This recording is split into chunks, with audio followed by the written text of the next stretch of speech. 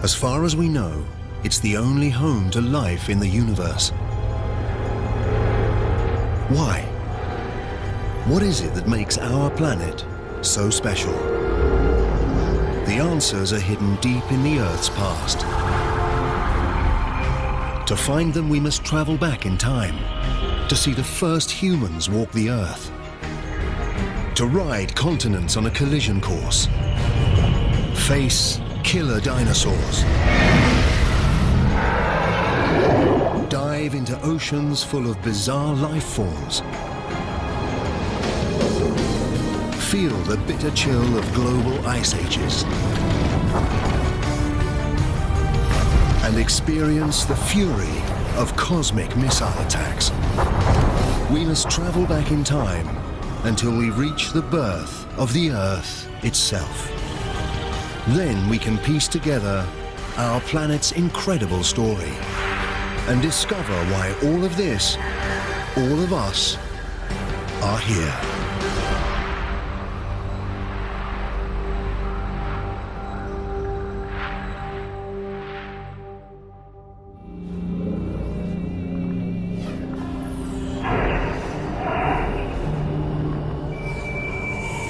Our journey starts almost 5 billion years ago. But this can't be right. There's no sign of our beautiful blue planet. Just a newborn star, our sun, surrounded by all this dust. We've arrived too early, before the Earth has even formed.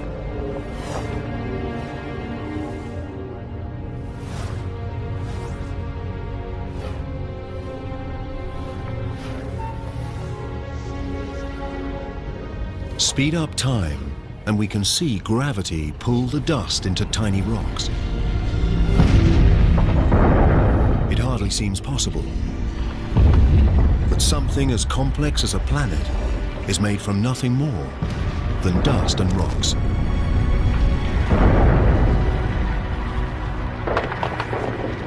Over millions of years, gravity pulls these rocks together to form the Earth.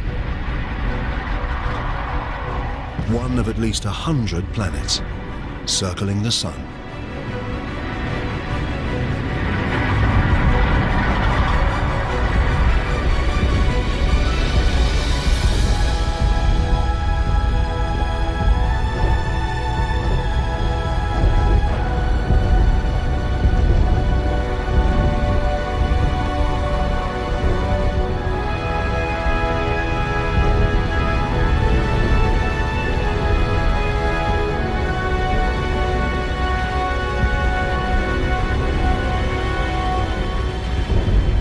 But 4.54 billion years ago, our planet looks more like hell than home.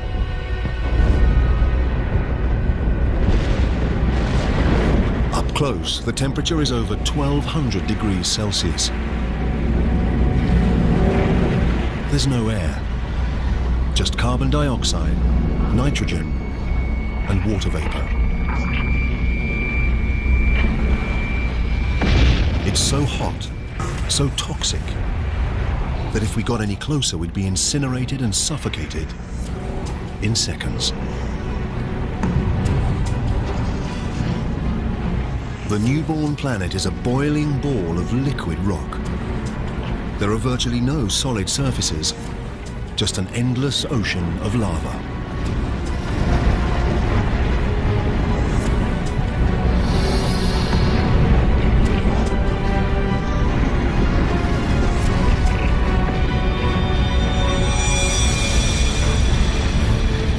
A young planet called Theia is heading straight for us. It's the size of Mars, and it's traveling at nearly 15 kilometers a second, 20 times faster than a bullet.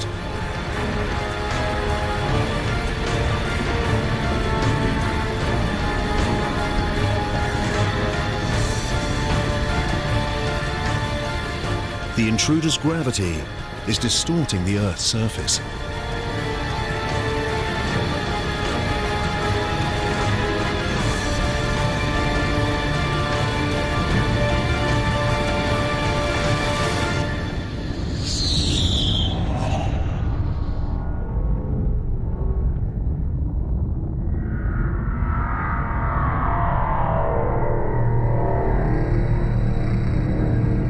blast wave races out around the planet. It's as though both young planets turn to liquid. Trillions of tons of debris blast out into space.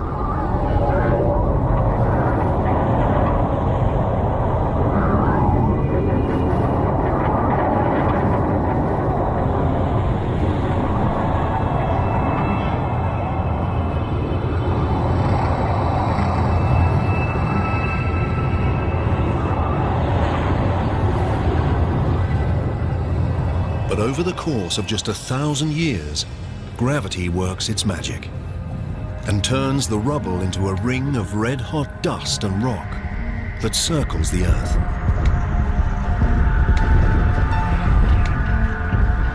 And now, from this ring a ball forms, over 3,000 kilometers wide.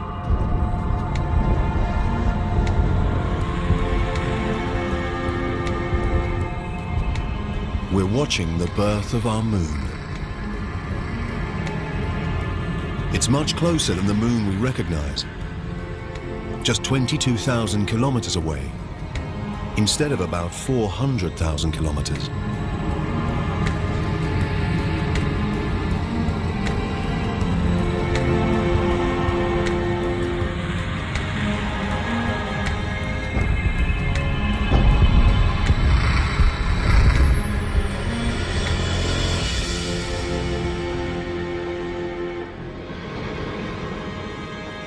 The sun rises over a cooling Earth.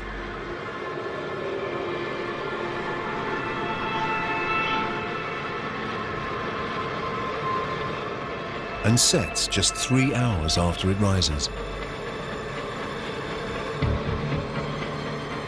The impact has set the Earth spinning so fast that an entire day lasts just 6 hours. The days may pass quickly, but the Earth changes slowly. To understand the making of our planet, we need to fast forward through millions of years.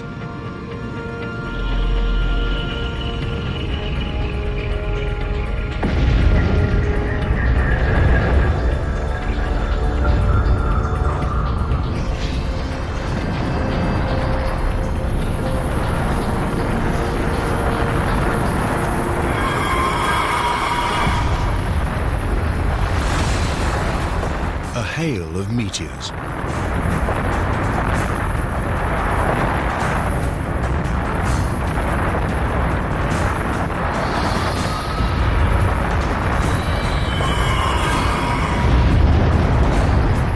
$3.9 billion years ago, and we're under attack from debris left over from the solar system's formation.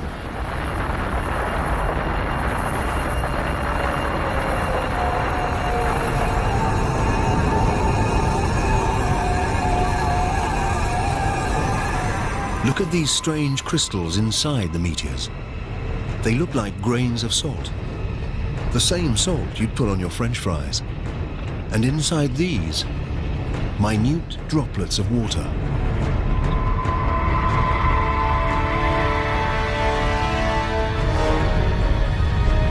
It seems these deadly missiles could contain the vital ingredient for life on Earth.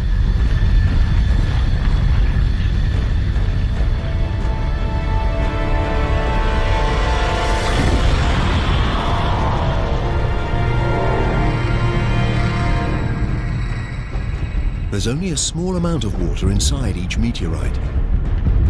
But as they bombard the Earth for over 20 million years, pools of water grow. The water collects on solid ground. The Earth's core remains molten, but its surface has cooled to around 70 or 80 degrees, just enough to form a crust. In the future, we could swallow this water when we take a drink. Every sip, every puddle, every drop of water in every ocean is billions of years old. And it may have traveled millions of kilometers to reach us, carried inside a meteor.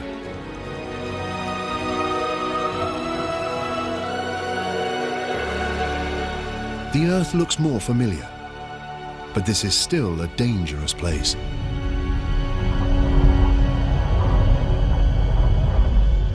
This wind is as fast, perhaps faster than the most destructive hurricane.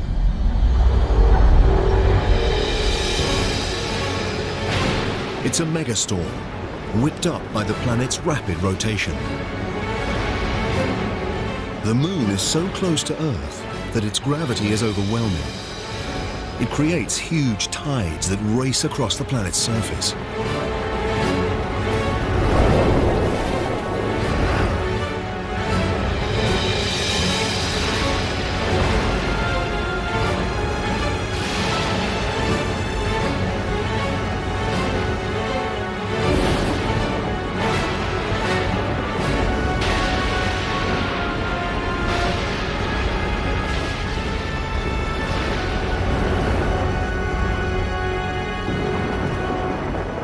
But over time, the moon moves away. The waves calm, and the planet spins slower.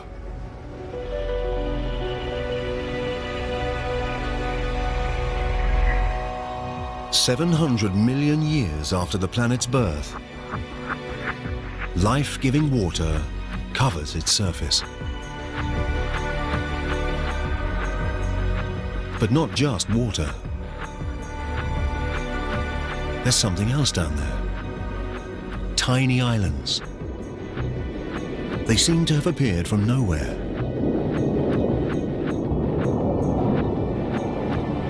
Until molten rock bursts through the Earth's crust and rises up through the ocean. Over time, the lava cools and forms a volcanic island. This is how these islands formed. In the future, they will join together to form the first continents.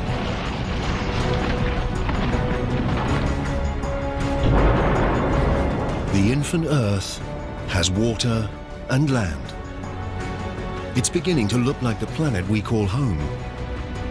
But the atmosphere is toxic, and the temperature is scorching. Nothing could live here.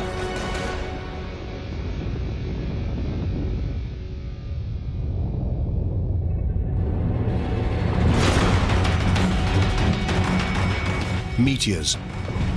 They've been raining down since the planet's formation. But now, 3.8 billion years ago, the assault has entered a violent new phase. Something has disturbed the orbits of these meteorites. They already brought water to the planet, but they're carrying something else too.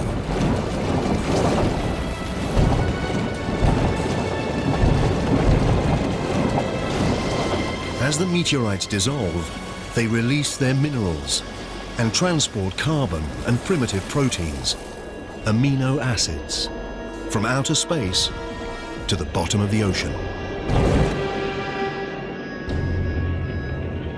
It's dark. The sun's rays can't reach beyond 300 meters, and it's close to freezing.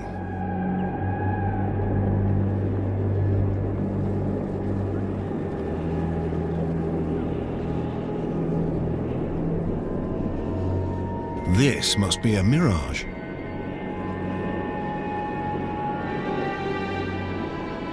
A city of underwater chimneys. It's not smoke. It's some kind of hot liquid. Seawater has seeped down into the Earth through cracks in the crust, getting hotter, collecting minerals and gases on the way. It's this potent mixture that's spewing back out into the ocean, building these towers. Add to this all those minerals and chemicals from the meteorites, and the water has become a chemical soup. It's impossible to know how or when, but somehow these chemicals have come together to create life. The water is now full of microscopic organisms. These single-celled bacteria are the earliest forms of life on Earth.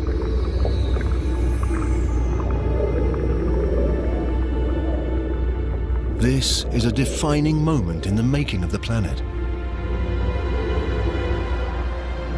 Microscopic life is underway. To find more complex life, we need to travel forwards through time to 3.5 billion years ago and a shallow ocean.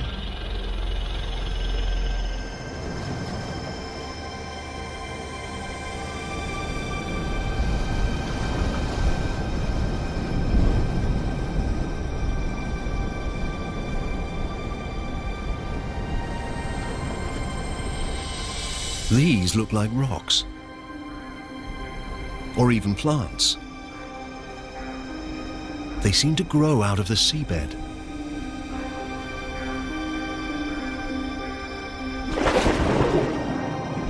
Each is a mountain of living bacteria, a colony called a stromatolite.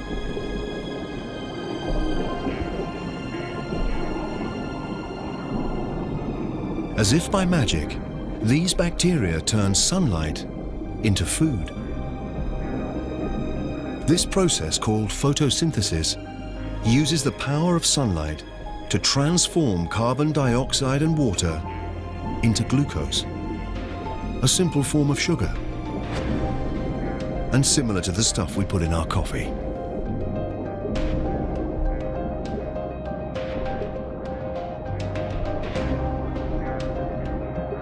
And this magical transformation releases a byproduct, a gas called oxygen. Underwater, the stromatolites slowly fill the oceans with oxygen.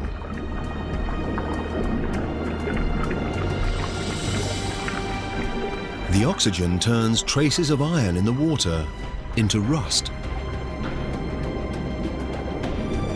This falls to the ocean floor to form deposits of iron-rich rock. One day we'll use this mineral to build bridges, ships, and skyscrapers.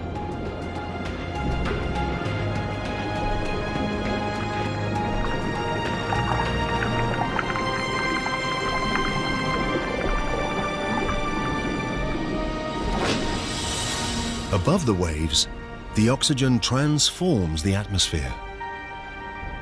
These stromatolites are creating the single most important element for life on Earth. Without them, virtually every living thing wouldn't exist. When we take our next breath, we're doing it thanks to these colonies of ancient bacteria. Over the next 2 billion years, oxygen levels continue to rise. And as the planet's spin slows, the days get longer.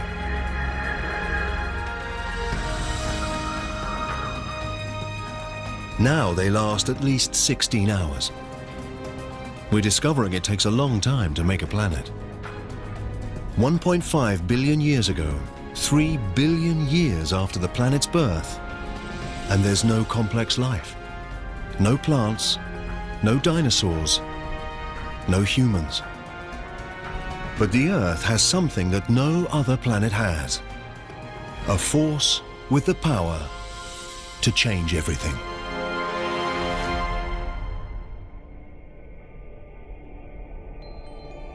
Our planet, a beautiful blue ball, dotted with volcanic islands. 1.5 billion years ago, it's home to primitive life.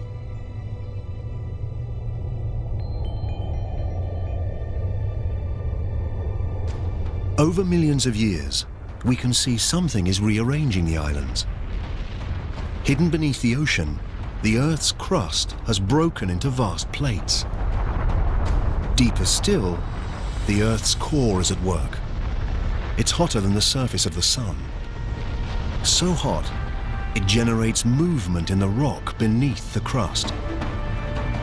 These movements push and pull the plates around the globe and carry the oceans and the islands with them. Millions of years race by. Seeing it like this, our planet seems active, changing, alive.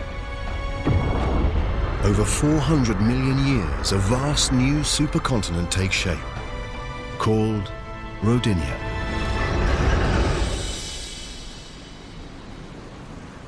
In the shallow waters around Rodinia, stromatolites have been working their magic for over 2 billion years, pumping oxygen into the atmosphere. The temperature is 30 degrees Celsius, and the days are 18 hours long.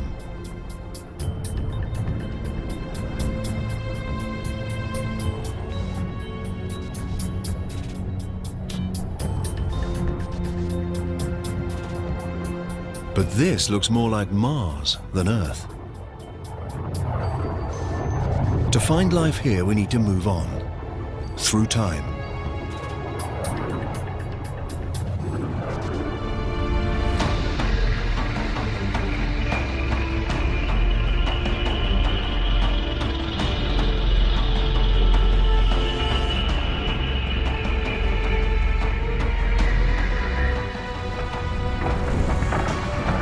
The state of Washington,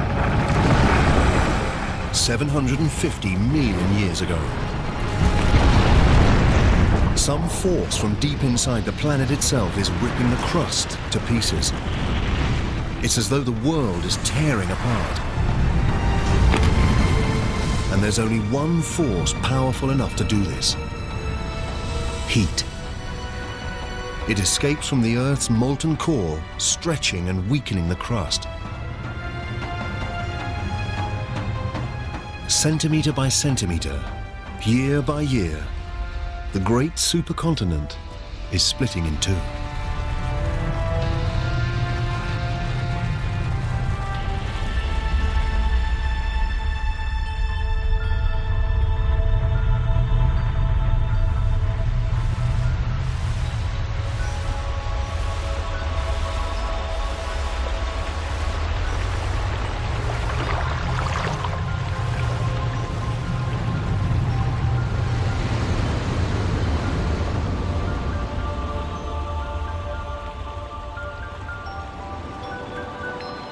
The intense geological activity has spawned a mass of volcanoes. These pump carbon dioxide into the atmosphere. There's smoke and gas everywhere.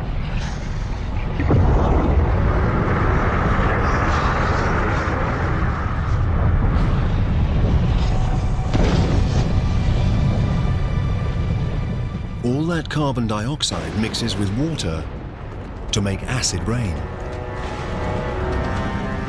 The rocks absorb the acid rain, including its carbon dioxide. And there are a lot of rocks on the Earth right now, exposed when the continent tore apart. So many that vast quantities of carbon dioxide are absorbed out of the atmosphere and locked up in the Earth's rocks.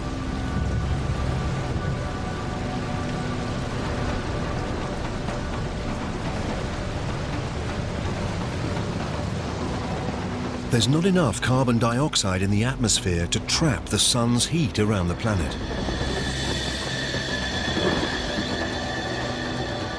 In just a few thousand years, the temperature plummets to around minus 50 degrees.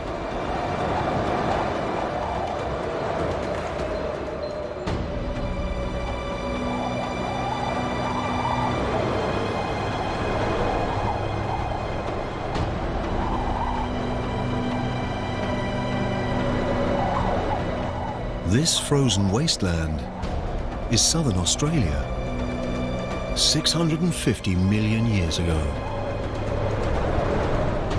It's the start of what some scientists call Snowball Earth, a period they believe to be the longest, coldest ice age ever to grip the planet. a vast wall of ice, thousands of meters high. The ice is unstoppable. The more ice there is, the more sunlight it reflects away from the planet, and the faster the ice spreads. And there's a second ice sheet, just as high. The two sheets spread away from the poles towards each other to meet at the equator.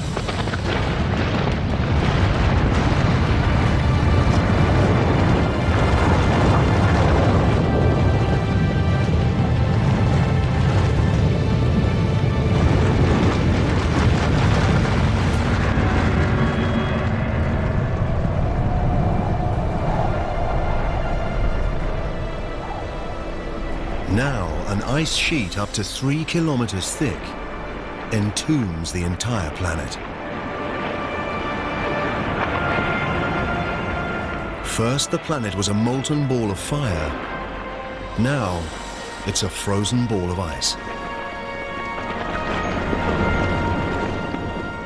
Virtually all the sun's light and warmth reflects back into space.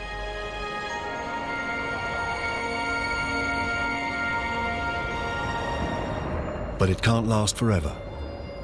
Something must release the Earth from this frozen prison. And when it does, who knows whether life will have survived beneath the ice? The surface is frozen, but the core is still hotter than the sun's surface.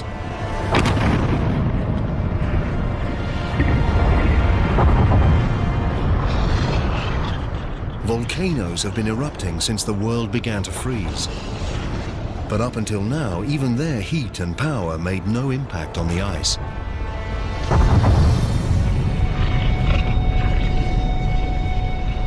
Volcanoes pump out billions of tons of carbon dioxide. Before the big freeze, the Earth's rocks absorbed most of the CO2. But now, with the rocks smothered in ice, there's nothing to absorb the gas. So it fills the atmosphere.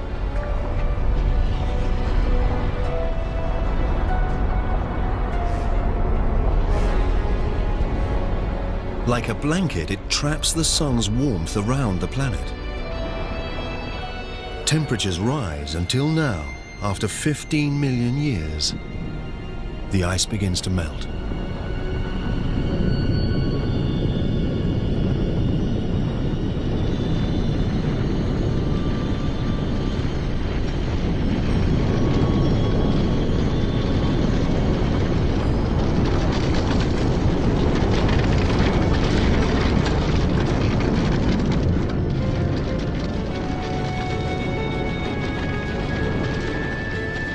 It's thought that during Snowball Earth, the ice pushed the crust down. Now, as it melts, the crust bounces up. This creates fissures and weak spots, and more volcanoes.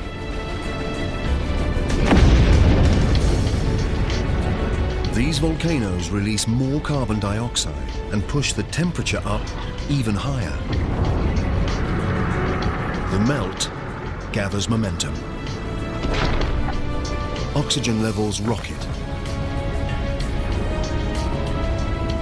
Through a series of chemical reactions, the ice has created oxygen. While the planet was frozen, the sun's ultraviolet rays reacted with water molecules in the ice to produce a chemical rich in oxygen. Hydrogen peroxide, the same chemical that bleaches hair.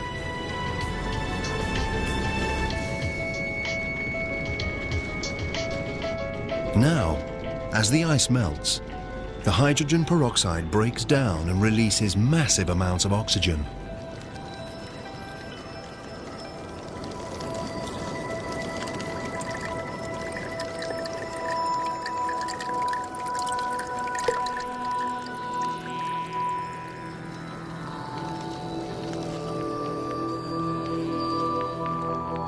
The Earth is waking up, and it's a very different place.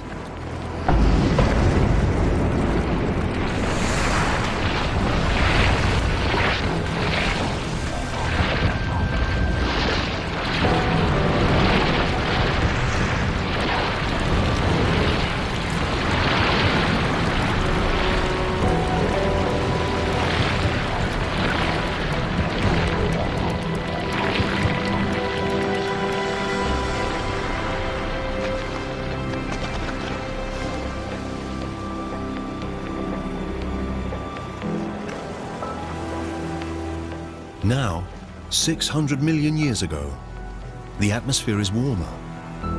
It feels like a summer's day. And the days are about 22 hours long.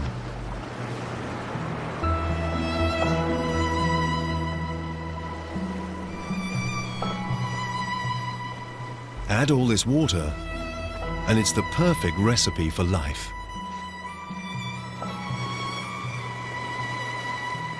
Before Snowball Earth, primitive bacteria had emerged in the oceans. But surely they couldn't have survived an ice age 75 times longer than the entire span of human history. If something has survived, then our best chance of finding it is where we last saw life, in the ocean.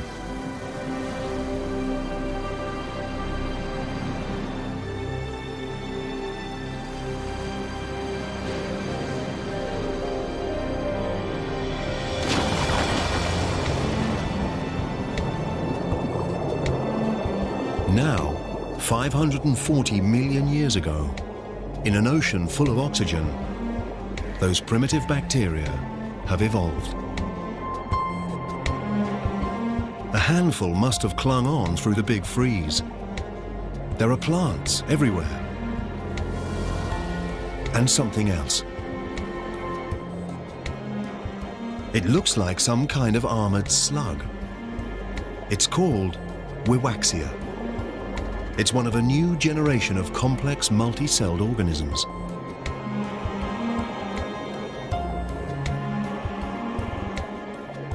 We're entering one of the most dynamic periods in the Earth's story, the Cambrian explosion. Increased oxygen levels allow creatures to grow larger and develop bony skeletons. There are worms, sponges, and these.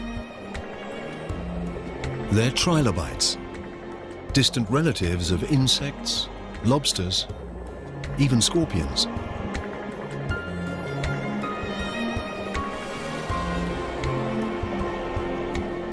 Life in the oceans is blossoming. From microscopic bacteria to a monster like this.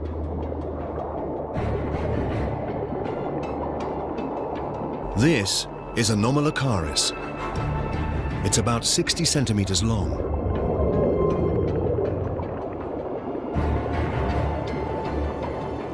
Look at its large eyes, its razor-sharp teeth and grasping limbs.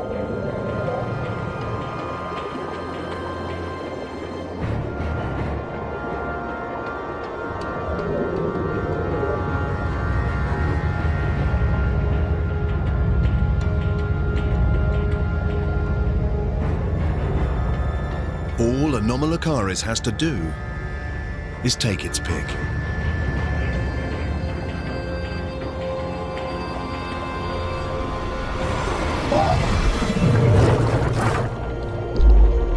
The trilobite can't right itself. Its soft belly is exposed.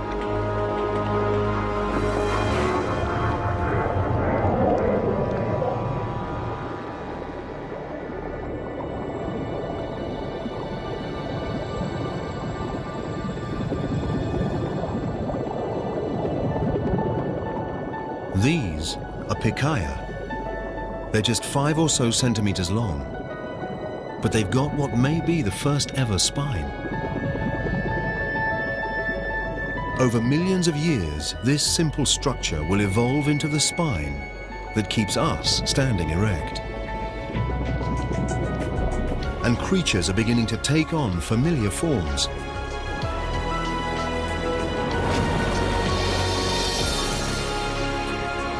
Beneath the waves, there are already tens of thousands of plant and animal species. The advance of life seems unstoppable.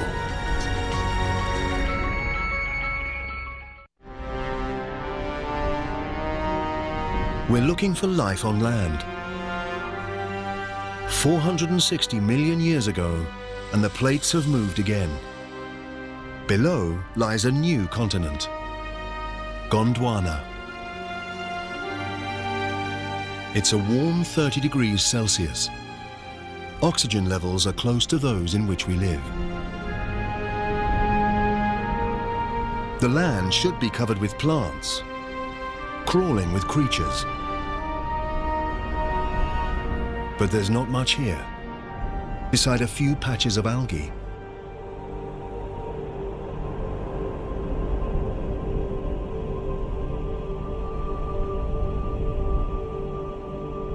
There's only one explanation. The sun. It blasts the surface with deadly radiation. The complex life we've seen in the ocean doesn't stand a chance on land. But 50 kilometers up, where the rays enter the Earth's atmosphere, something strange is happening. When oxygen meets the sun's radiation, the oxygen turns into another kind of gas, called ozone. This gas forms a blanket around the planet. This ozone layer absorbs the lethal radiation. Over 120 million years, the ozone layer gets thicker and stops more and more radiation from reaching the Earth's surface. Without this layer, life on land simply wouldn't exist.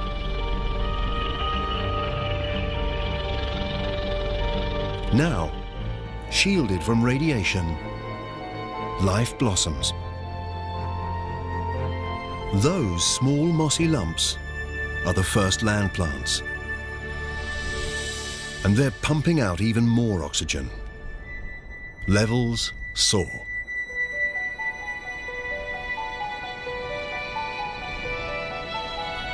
$375 million years ago.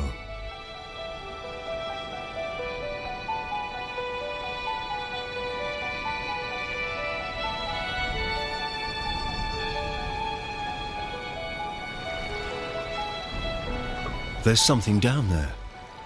In the water. It's moving. Swimming.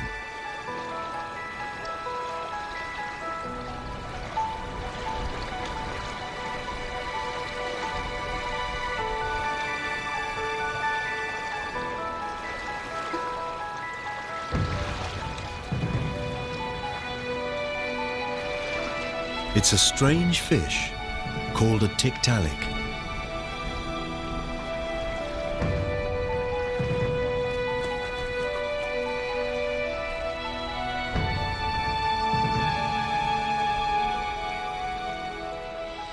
Its neck allows it to raise itself up.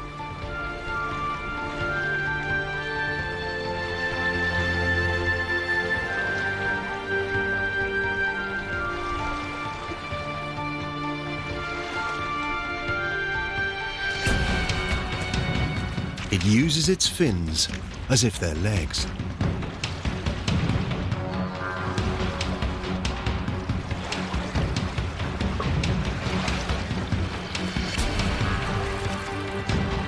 And moves out of the water, where plant life is exploding. Over 15 million years, these creatures called tetrapods evolve. They grow stronger limbs and spend more time out of the water, until 360 million years ago, they make the land their home. It's from a creature like this that all four-legged vertebrates will evolve. Dinosaurs, birds, mammals, and eventually you and me.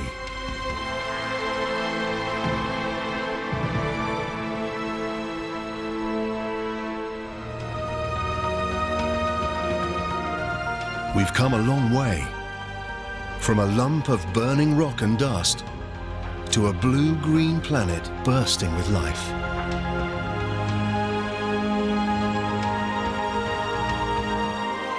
There are still no humans, But there are fish, plants, and this.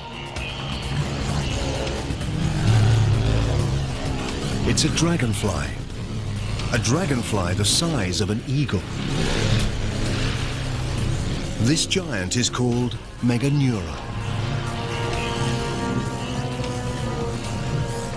What were once legs have evolved into wings, extending the dragonfly's hunting territory over a vast area.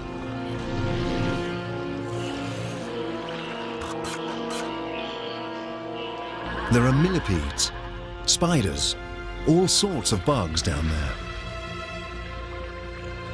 These creatures, called arthropods, were among the very first to set foot on land. They've already been around for hundreds of millions of years. They look almost identical to the bugs that invade our homes today. Except for one big difference. Like Meganeura, they're monsters. We've stumbled into a lost world of giants, where millipedes are 2 meters long, and scorpions the size of wolves. All the oxygen in the atmosphere allows their respiratory systems to be more efficient and frees up space for their bodies to grow. A lizard-like creature called Hylonomus. The creatures we've seen so far laid their eggs in the water.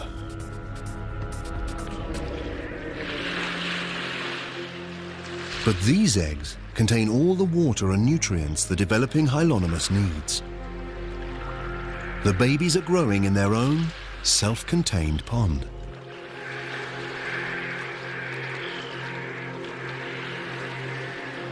The egg is a major evolutionary breakthrough.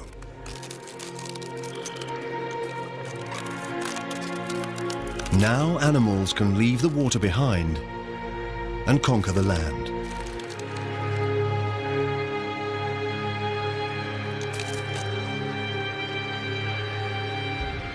This baby Hylonomus will lead the advance. It's a new kind of creature, a reptile.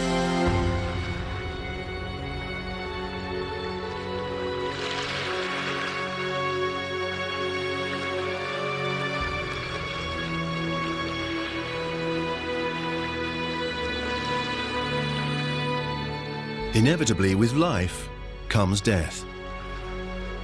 There's so much dead plant matter, it builds up and decays into dense, soggy layers. Over hundreds of millions of years, rocks will cover these layers. Heat from the Earth's core and pressure from the overlying rocks will transform the layers of dead plants into seams of coal. Each lump of coal we burn today to warm our homes and fire our power stations is made of plants that died 300 million years ago.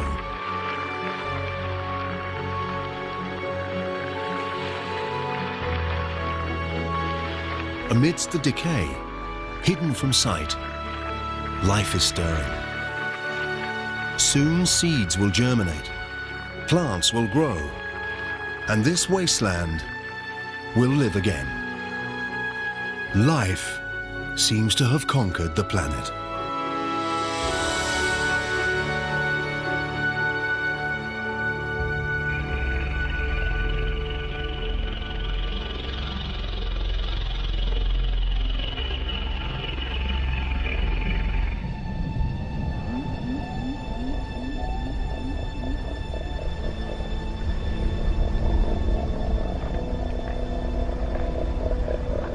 A herd of creatures graze the Siberian plains. They're not dinosaurs. They won't set foot on Earth for at least another 20 million years. But they're big. Evolution has taken a huge leap forwards. The small lizards we saw earlier are now giant reptiles. These are scutosaurs, the distant relatives of turtles. They're plant eaters, And if the plant eaters look this tough, the carnivores must be seriously mean.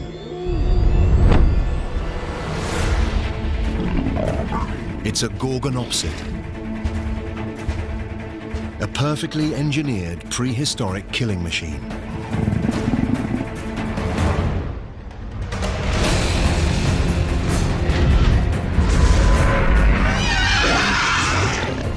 The gorgonopsid's saber teeth have wounded the scutosaur.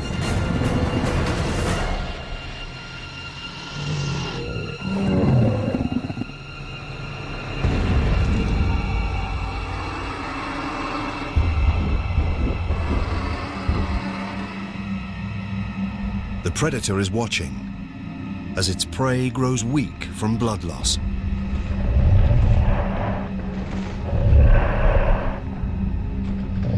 Until, hold on, it's backing off. Something strange is happening. The ground is getting hot.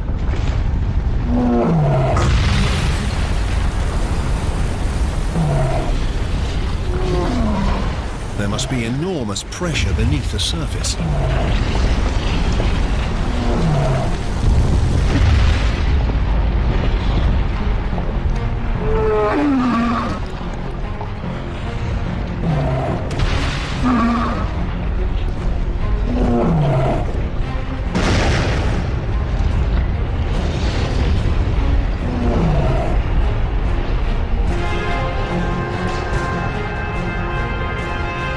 There's lava, but this isn't one single volcano.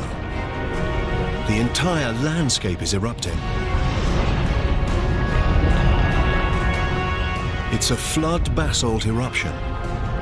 A massive plume of mantle is rising up from deep inside the Earth, pushing molten rock out through fissures in the Earth's crust.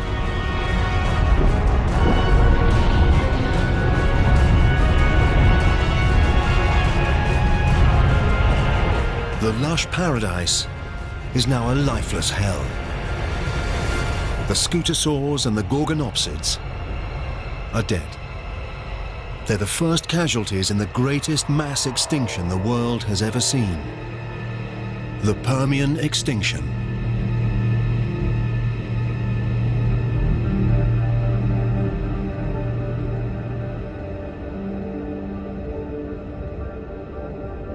On the other side of the continent of Gondwana, it's as if nothing happened.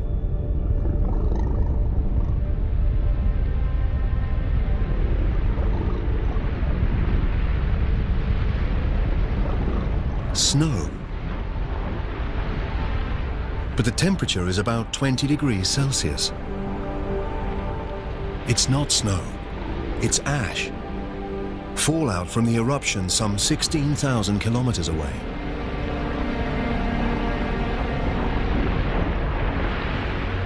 The ash burns, suffocates, and kills animals around the world.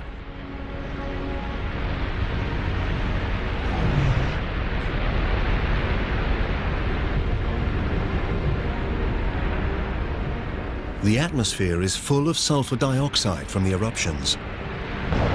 As it rains, the gas turns to sulfuric acid and burns everything it falls on.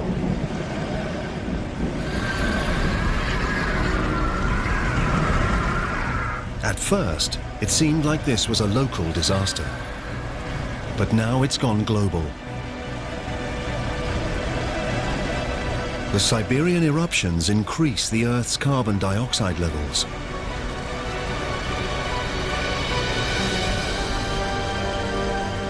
The atmosphere gets hotter. Water evaporates. Vegetation dies. We thought life had finally found a foothold.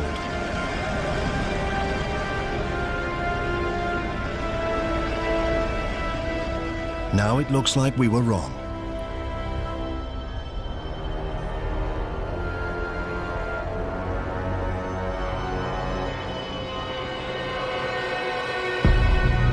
There are no signs of life on land, but in the oceans, this can't be right. The oceans are turning pink.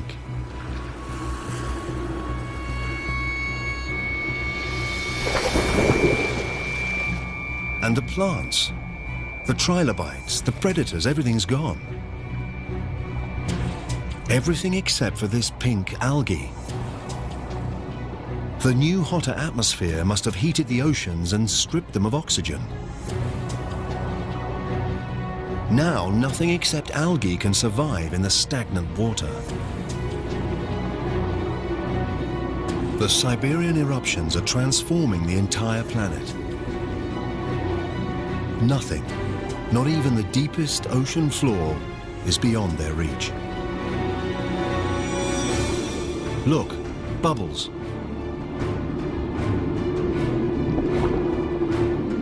But it's not oxygen, it's methane, escaping from vast pockets of methane gas beneath the seabed. Methane is a greenhouse gas, at least 20 times deadlier than carbon dioxide. Until now, the gas has been frozen, but as the sea temperature rises, the gas begins to melt.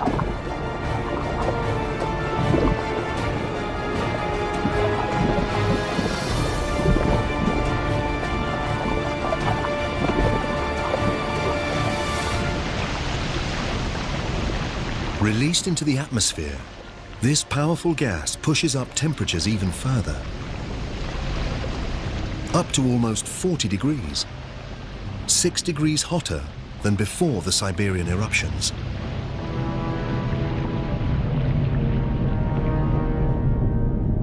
Now, even the creatures that have made it this far are doomed.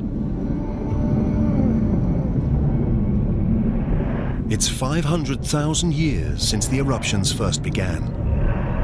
And all this time, for 500,000 years, the lava has been pouring out. By now, it covers an area the size of the United States, with a layer of molten rock nearly 6 kilometers deep. 250 million years ago, we're back where we started, on a lifeless planet. Almost.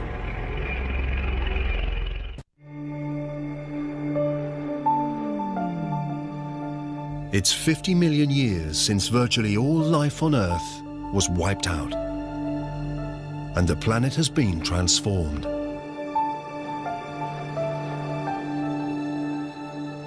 It's now 200 million years ago,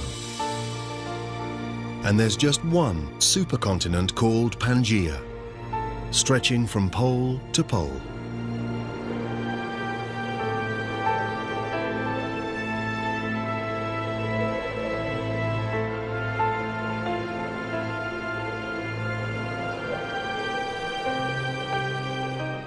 After the trauma of the mass extinction, the planet is healing.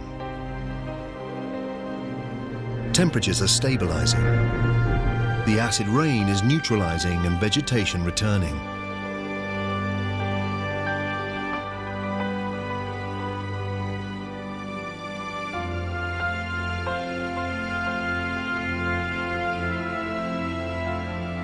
And with 95% of all life on Earth wiped out, the field is open for a new species to emerge.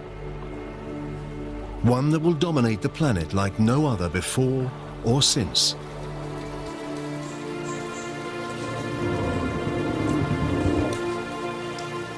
The dinosaurs. These dinosaurs are called amosaurs. Like all dinosaurs, they've evolved from the handful of reptiles that survived the Permian extinction. At 4.5 meters tall, their size makes them slow and vulnerable. A Dilophosaurus.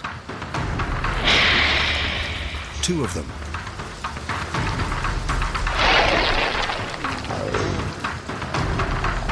They're small and fast.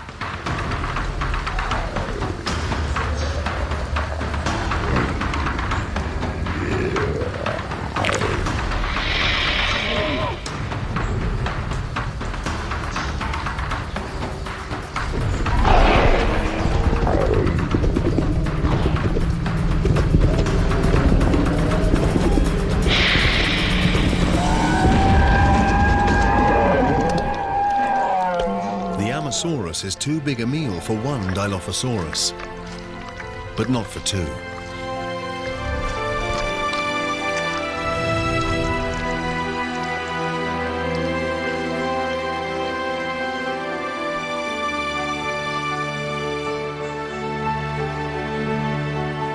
The dinosaurs have repopulated the Earth, but no species can tame this restless, volatile planet.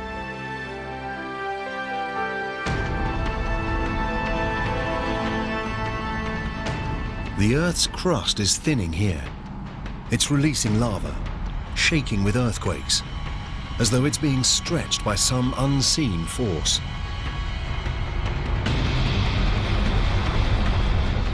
And the same thing is happening all the way down what will be North America's eastern seaboard.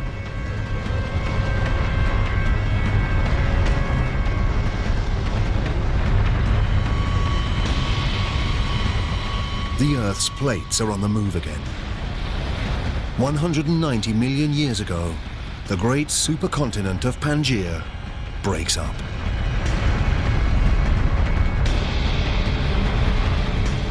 A vast slab of land has broken away. It creates a chasm, and this fills with a new ocean called the Tethys over what will one day be the Middle East. Currents are pushing nutrients up into the coastal waters running along what will be Saudi Arabia, Iraq, and Iran. And the nutrients attract fish in their millions.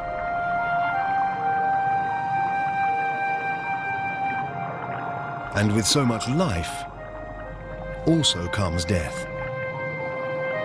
Dead fish and plankton carpet the ocean floor.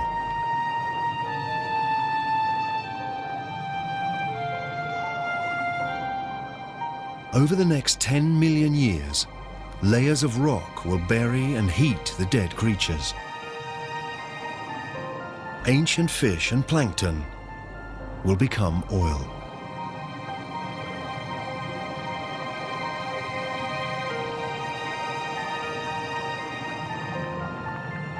Every liter of fuel in our cars, every piece of plastic on the planet, the paint on our walls, the carpet under our feet, even the soap we wash with, almost all originated in this way.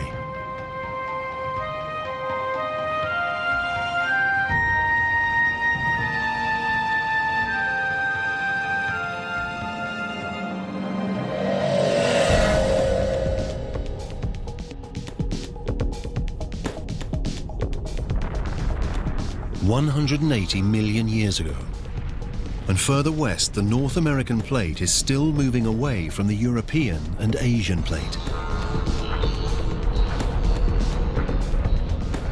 It happens slowly, at about 2.5 centimeters each year, the same speed as our fingernails grow. But hit fast forward, and a new ocean forms right beneath us, and new continents. Montreal moves away from Marrakesh, New York from West Africa. The world as we know it is taking shape. The chasm between the two continents fills to create a vast ocean, the Atlantic.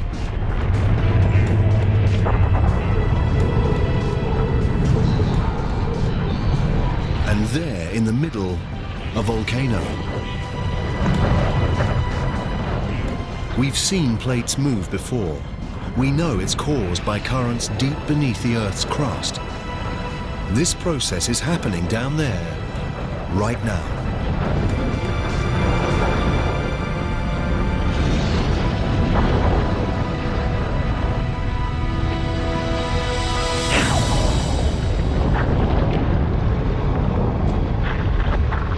The entire sea floor has been torn in two and pushed up into a ridge of mountains and volcanoes. It's growing higher than the Himalayas and longer than the Rockies. The water's hot here. Molten lava is forcing its way out from deep inside the Earth. As the lava cools, it's creating a new range of volcanic mountains and new ocean floor. This is what's pushing the plates and Pangaea apart and rearranging our world.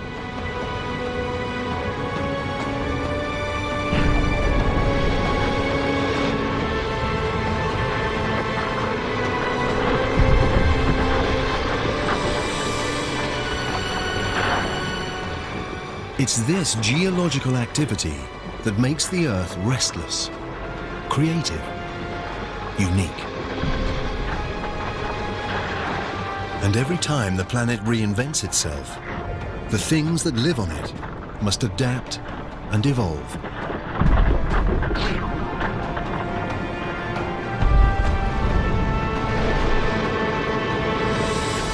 Things like these, they're ichthyosaurs. Their reptile ancestors lived on land, but as the planet changed, so did they. They grew fins and moved into the newly formed Atlantic Ocean.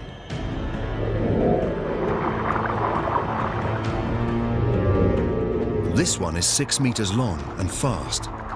It travels at about 40 kilometers an hour.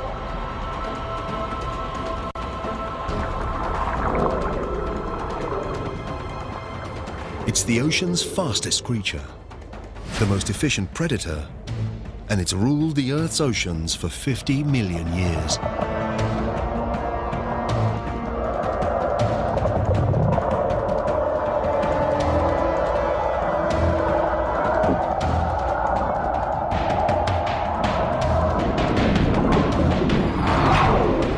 But now there's a new contender for the crown.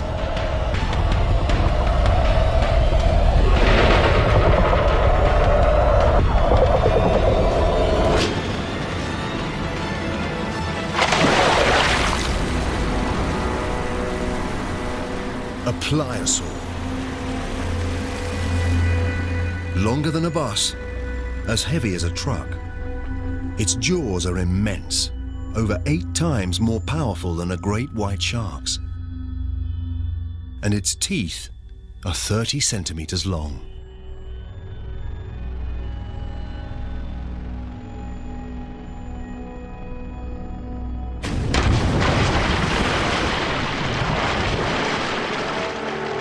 The Earth, and the creatures that live on it, has changed beyond recognition. This was once solid ground. Now it's the Atlantic Ocean. It was on this very spot that we stood and watched Amazons graze and Dilophosaurs stalk their prey. The dinosaurs' world may be different, but they're as dominant as ever. They appear invincible.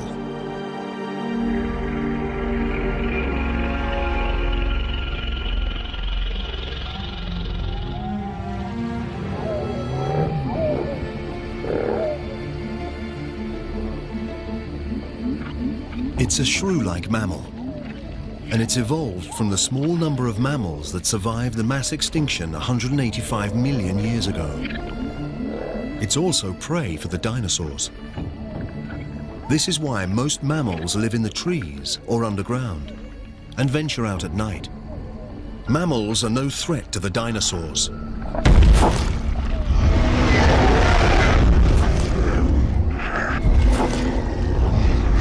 Nothing on Earth can challenge their dominance.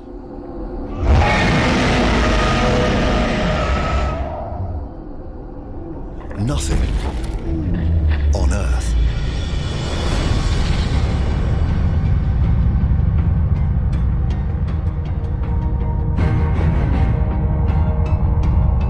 It's a lump of space rock, a large one.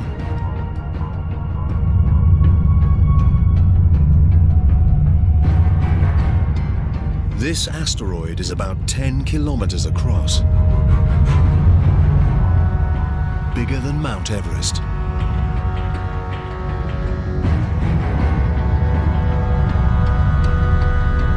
And it's traveling at over 70,000 kilometers an hour, straight towards the Earth.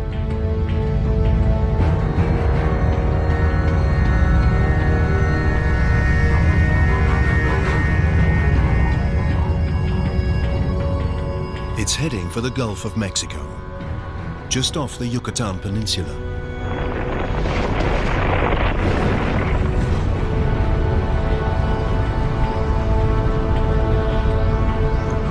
It travels so fast, blink and we'd miss the impact, unless we slow down time.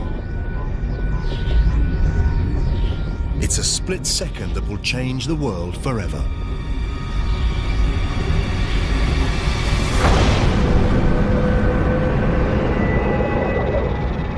At the moment of impact, the asteroid's back edge is still at nearly 11,000 meters, the same height as a commercial aircraft flies.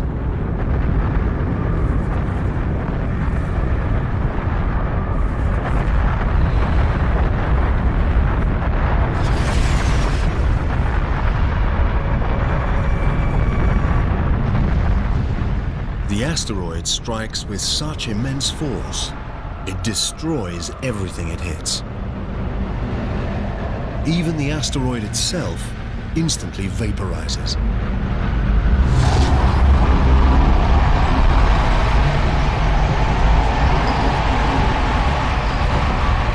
The impact unleashes the energy of millions of nuclear weapons.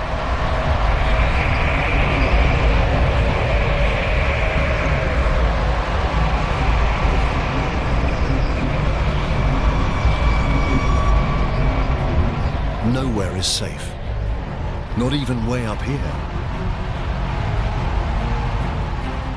Some of these boulders are as big as entire city blocks.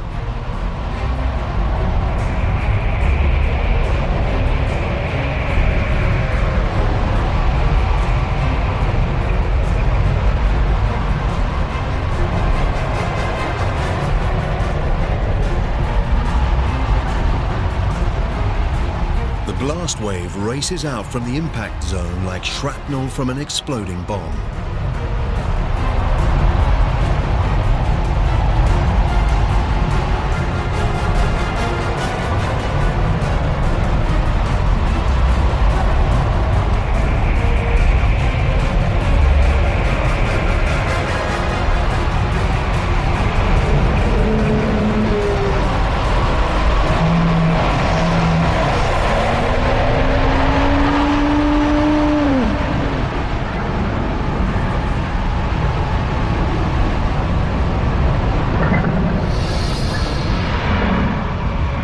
After impact, thousands of kilometers from where the asteroid struck, the Earth is under attack from every direction.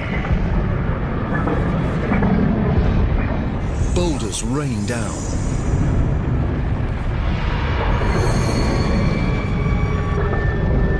Earthquakes shake the ground.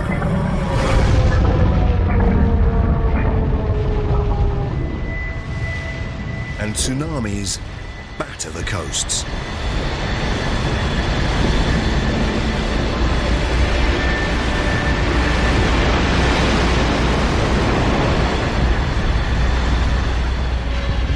But the onslaught has only just begun. The plume of molten rock and dust spreads out and engulfs the planet. The entire sky is acting like a giant sun lamp.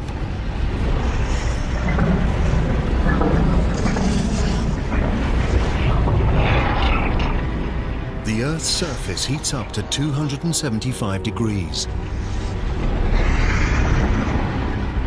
Vegetation begins to spontaneously ignite.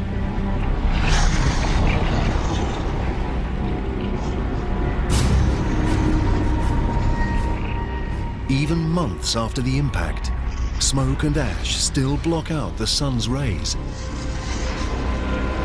With less sunlight, plants die, and the animals that eat them starve.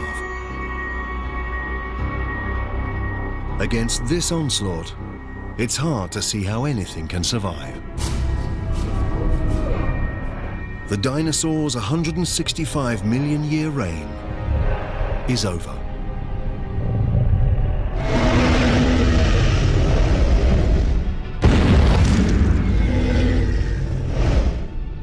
But the dinosaurs' demise is an opportunity for another species.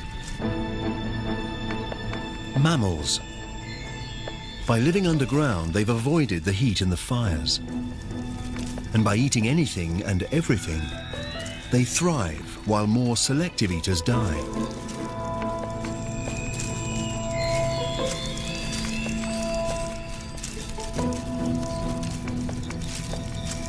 These are the unlikely inheritors of the dinosaur's crown.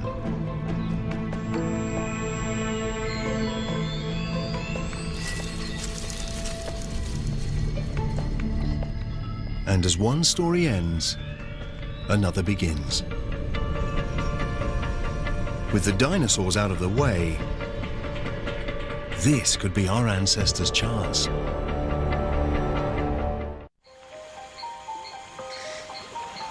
The dinosaurs are long dead. The planet is peaceful.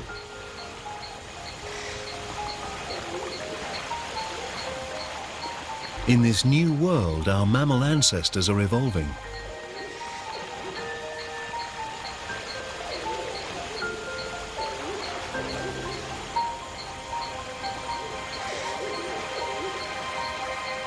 This lake, 47 million years ago, in what will one day be Germany, should be the perfect place to spot them.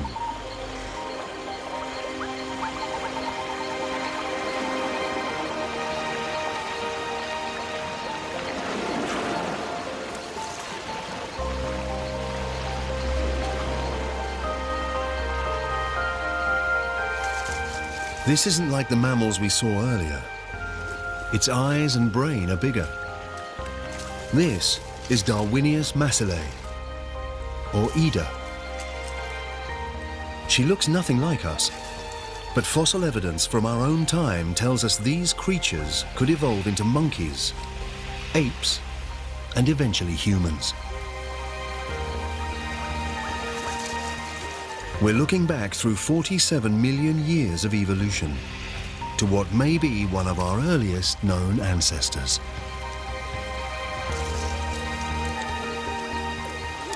The lake sits on a volcanic crater. It belches out noxious gas.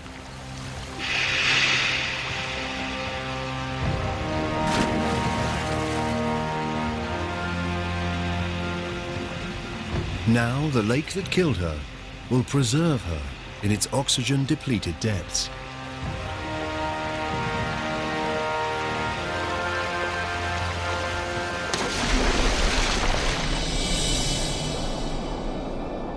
One day, when the water has gone and Ida is fossilized in stone, we will discover her and recognize in this primitive primate what could be the very beginning of our own story, the story of human life.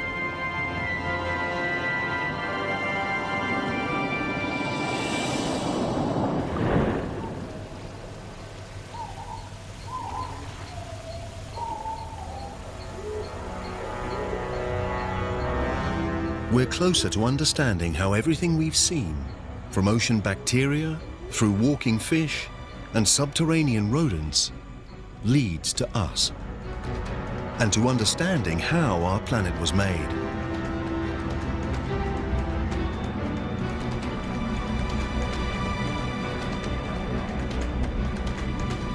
"47 million years ago, and the atmosphere is much like our own.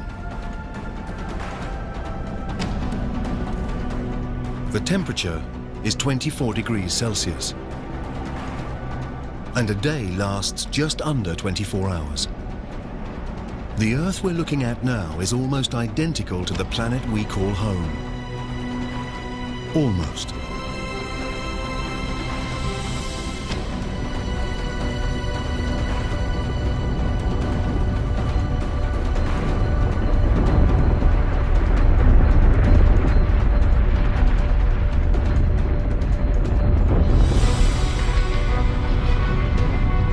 The Earth's plates have been on the move again, with the continents on their backs.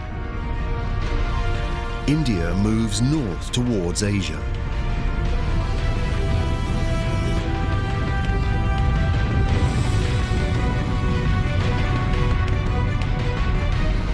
The Indian and Asian plates are locked in a titanic struggle.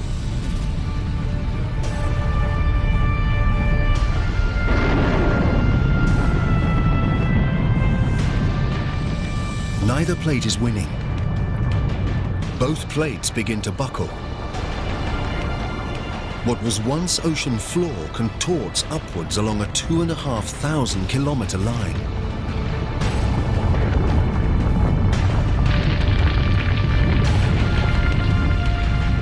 A vast mountain range rises up. 1,500 meters, 4,500 meters.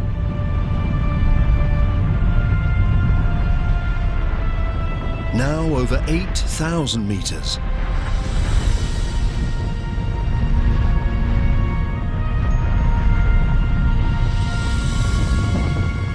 These are the Himalayas.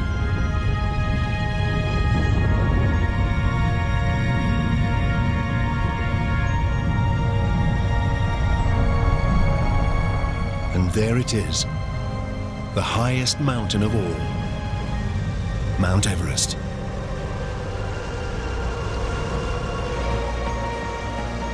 When the snow on the peaks melts, it feeds great rivers. The Ganges, Indus, Yangtze, and Yellow rivers.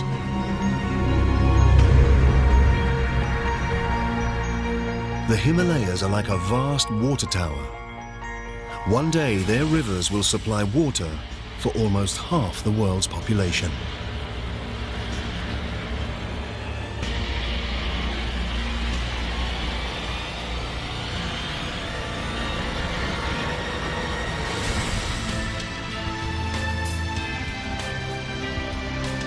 "20 million years ago, this is our planet, with every continent, every ocean, just as we know it. Except there's one thing missing. Us, the human race. For humans to evolve, something somewhere down there has to change."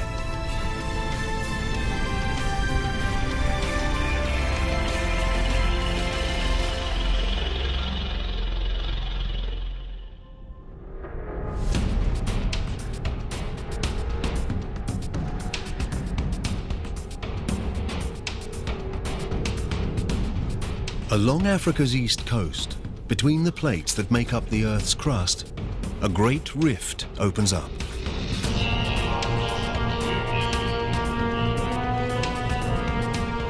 The rift stretches nearly 6,000 kilometers.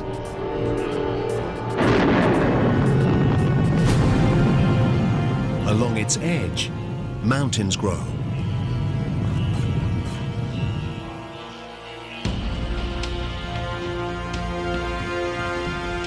There. It looks like an ape, not a human.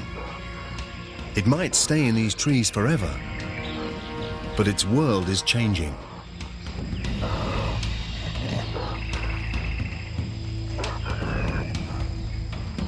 The growing mountains act like a wall.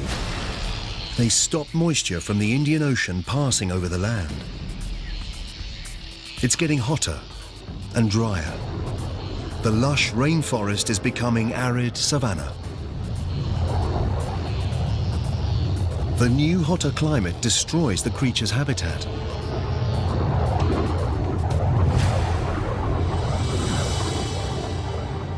It forces them to search further afield for food, to stop dragging their knuckles on the floor like apes, to stand and walk on 2 feet. It's the most important step in the human story. This mountain range along Africa's east coast could be the reason we walk on 2 feet. It seems incredible. The random movement of 2 plates may have kick-started a chain of events that will lead to the first humans.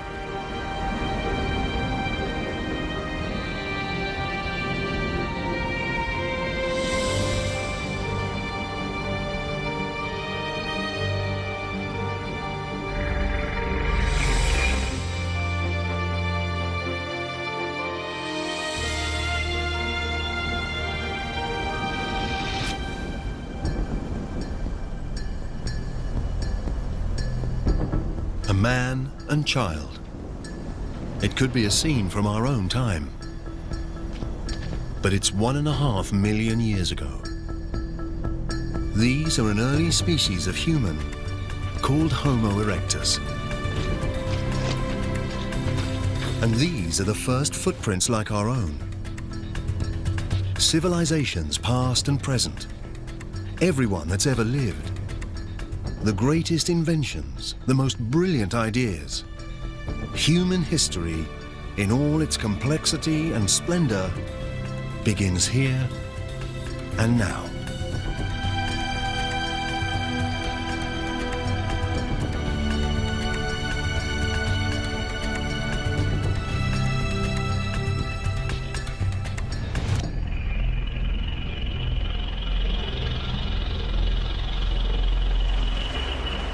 The climate changes again. 70,000 years ago, sea levels fall. The gap between Africa and Arabia shrinks down to just 13 kilometers. The Red Sea is narrow and shallow enough for this small group to cross out of Africa. They're another, later species of human called Homo sapiens.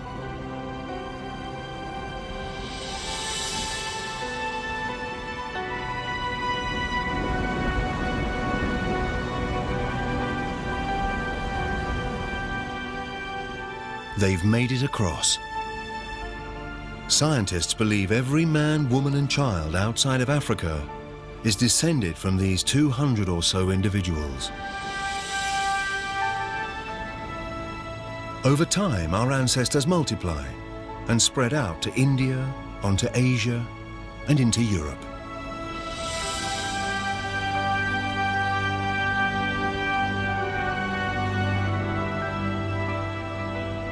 But while humans head north, a giant wall of ice travels south.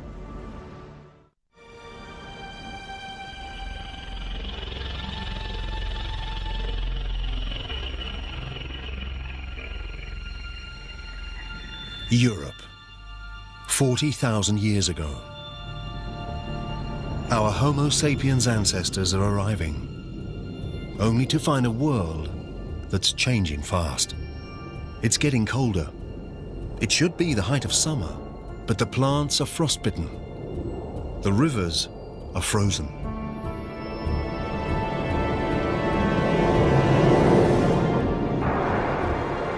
Natural changes in the Earth's orbit, CO2 levels, and the flow of warm water around the planet conspire to lower the Earth's temperature. The Earth and its inhabitants enter an ice age.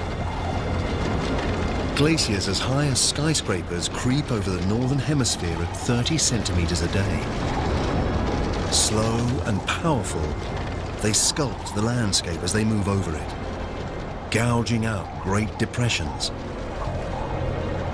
The planet will never look the same again.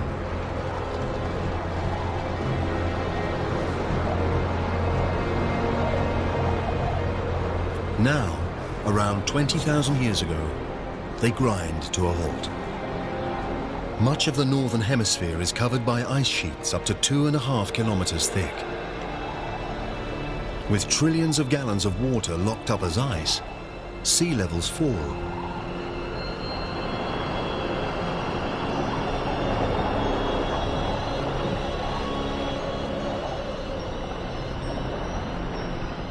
"20,000 years ago, a strip of land emerges from the ocean between Siberia and Alaska. It's a bridge between two vast continents, a gateway that takes humans from Asia to a new world, America. It's the last great continent to be colonized, the last great human migration.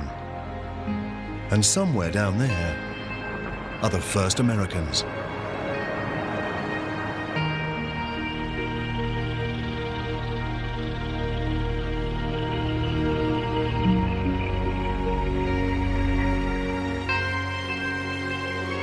Now, 14,000 years ago, the changes that triggered the Ice Age go into reverse. As the ice retreats, it reveals a very different northern hemisphere. The glaciers gouged out huge depressions. Now they fill with water to become North America's Great Lakes.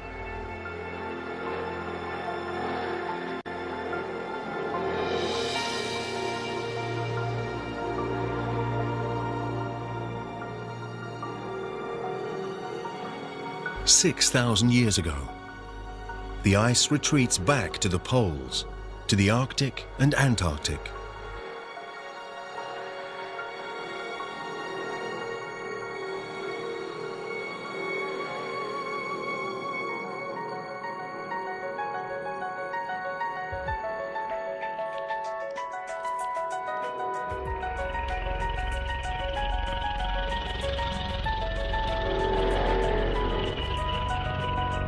After a 4.5 billion year journey, we've made it. We're back home. This is our world, our time. Now, for the first time, we can piece together our planet's incredible story. We can understand how and why everything we see around us is here today. From the skies above us, to water, the essential ingredient for life. The ground beneath our feet.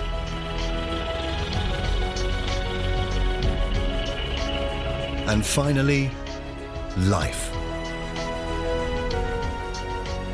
The spectacular result of a chain of catastrophes and coincidences. Each triumph, each disaster is a step on the trail that leads to here. To each and every one of us, right now. But Earth's story doesn't end here. A lot has happened, but there's more to come. The Earth will live for at least another 4.5 billion years. Everything we've seen on our journey is only half the story. Just imagine what wonders, what terrors, what strange creatures lie ahead for our restless, creative planet.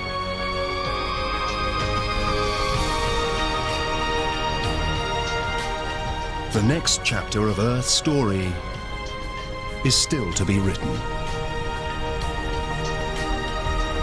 Take another epic voyage in Journey Through the Milky Way, brand new next Sunday at 7. Stay tuned for 2012, The Final Prophecy.